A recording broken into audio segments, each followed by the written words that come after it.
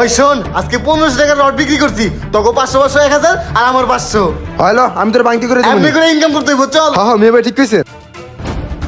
এই দাঁড়াও, তোমরা বস্তার ভিতরে কি নিয়ে যাইতেছো? ইয়ে মানে মালিক, ও ফোরম্যান কইছিল এটা নিয়ে যাওয়ার লাগে, এর লাগে নিয়ে যেতেছি। এই ফোরম্যান কইছে মানে এই বস্তার ভিতর কি আছে? আরে কিছু না।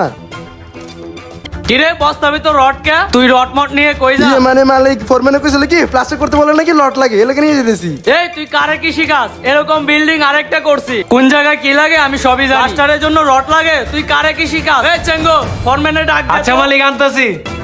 ওই চালু করে আসো, তোমার বিচার আছে। মাহাজন আমার ডাকছেন। এই মিয়া, তোমার লেবাররা রড মট বস্তার ভিতর বইরে কই নিয়ে যাইতেছে? তুমি কি দেখো? মাহাজন আমি তো কিছু জানি তুমি না। কিছু জানো না মানে? ওরা কিসের জন্য চুরি করছে? এই সত্যি করে ক।